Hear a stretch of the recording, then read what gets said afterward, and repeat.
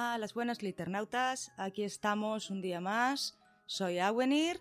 Hoy os traigo un ensayo súper interesante sobre la saga Geralt de Rivia, que muchos conoceréis gracias a la serie The Witcher o a los videojuegos.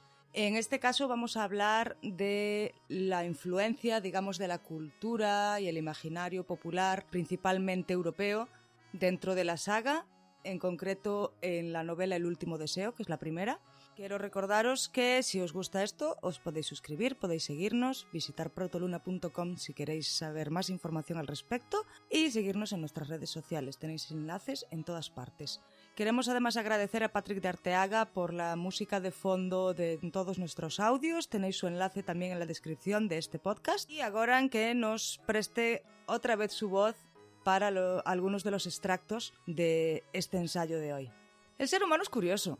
Me resulta muy interesante la capacidad que tenemos para, casi sin darnos cuenta, incluir elementos de la vida cotidiana y de nuestra cultura en todo lo que hacemos. ¿Lo habéis pensado alguna vez? Y precisamente uno de esos ejemplos es el que me ha traído hoy hasta aquí. La inclusión de la cultura popular, como ya os he dicho, en forma de cuentos y criaturas mitológicas en El último deseo, primera entrega de la saga Geralt de Rivia de Andrzej Sapkowski.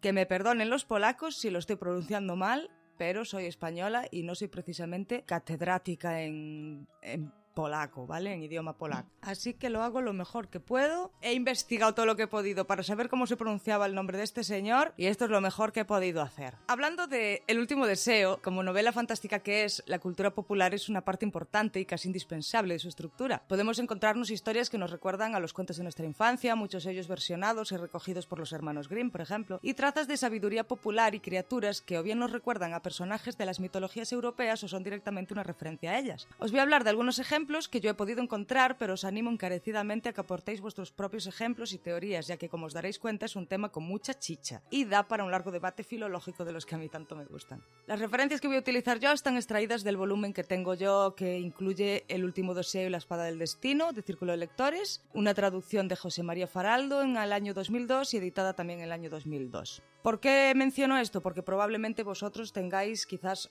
otras ediciones que en el momento en que vayáis a la web y leáis que esto está extraído de la página X, pues igual no está exactamente en esa página. O igual está de otra traducción y no está traducido exactamente igual a como lo vais a escuchar aquí. Pero bueno, es un poquito como referencia para que podáis ubicaros un poco dentro de lo que es la historia. Para no rayaros más, vamos a empezar directamente con el tema que nos ha traído, que es The Witcher, los cuentos en Geralt de Rivia. Casi desde el principio de la historia ya nos encontramos cosas que nos resultan muy familiares, como por ejemplo la mención a las princesas en torres que son rescatadas, o al menos lo intentan, por príncipes o caballeros andantes. Nuestras torres. Sin embargo, esto fue un nuevo error. Las menospreciamos y un montón de ellas se nos escaparon. Entre los príncipes, especialmente entre los más jóvenes, aquellos que no tenían nada que hacer, se impuso la estúpida moda de liberar bellezas prisioneras. La mayor parte, por suerte, se rompió la nuca. En este extracto de la conversación entre Geralt de Rivia y Stregobor, cuando hablan de la maldición del sol negro o la locura de Estibaldo, podemos leer claramente, o escuchar en este caso, cómo relatan este evento tan común a los clásicos cuentos de princesas, cuyo ejemplo más notable y conocido es Rapunzel, como sabréis vosotros. De hecho, es útil establecer este parámetro como común en la cultura que nos cuenta la novela, ya que a partir de aquí conoceremos varios personajes que difieren mucho de esa clásica concepción y que incluso se podrían tildar de ejemplos feministas, entre comillas, dentro del mundo fantástico al que pertenecen. Es más, en una entrevista a Lauren Hisrich, showrunner de la adaptación de Netflix, esta dijo haber tenido la siguiente conversación con Sapkowski sobre el tema. Una de las cosas que fue más interesante cuando me reuní con Andrzej es que dije que estaba muy sorprendida por las mujeres fuertes que había en los libros,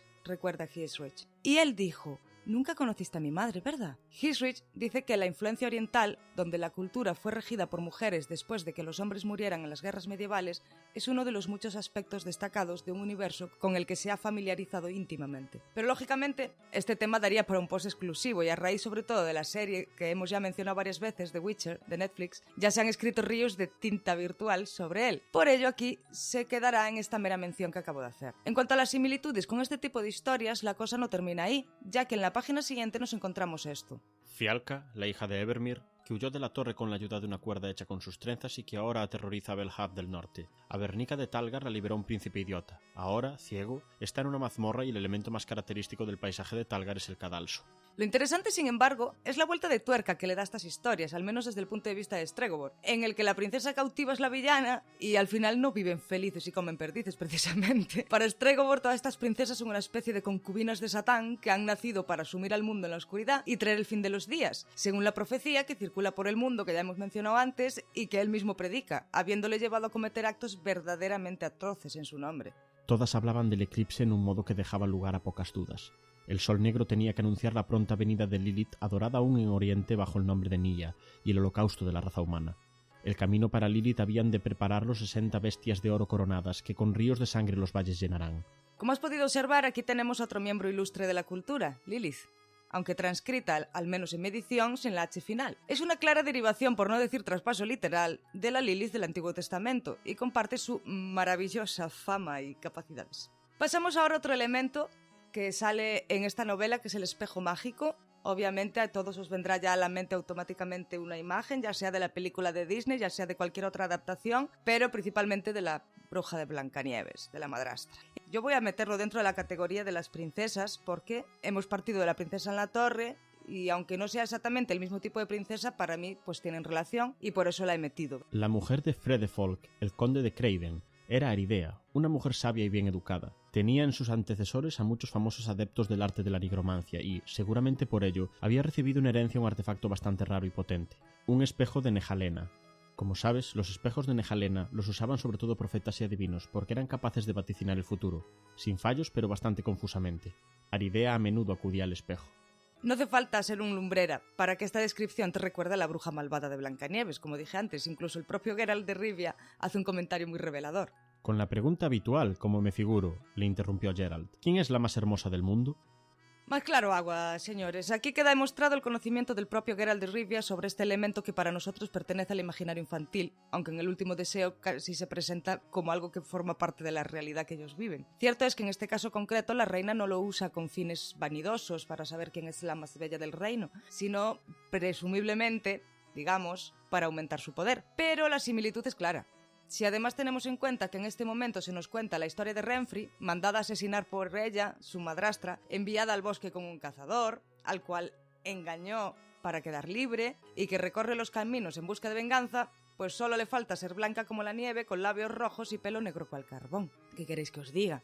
Y bueno, ya para terminar, quiero mencionaros un último caso que no está relacionado directamente con los anteriores, pero sí con el tema de este ensayo. Antes, cuando todavía existían unicornios, había una gran cantidad de muchachas que cuidaban su virtud para poder cazarlos. ¿Te acuerdas? Y los cazarratas de las flautas. En este extracto podemos leer cómo se menciona a unicornios y claramente unos personajes que recuerdan directamente al flautista Amelín. Y bueno, como hemos podido ver, es prácticamente imposible no hacer relaciones directas entre esta historia que nos presenta el personaje de Geralt de Rivia en la saga homónima y nuestra propia herencia cultural, al menos la europea, como dije ya antes. Pero ahora queremos saber, ¿qué opinas tú? ¿Has encontrado tú alguna otra similitud? ¿Te gustaría escuchar más sobre este tema? ¿O que hiciéramos algún otro programa dedicado a otra novela en la que se vean representaciones de esto? Déjanos un comentario, comparte este podcast y nos vemos en el próximo programa. Hasta la vista, liternautas.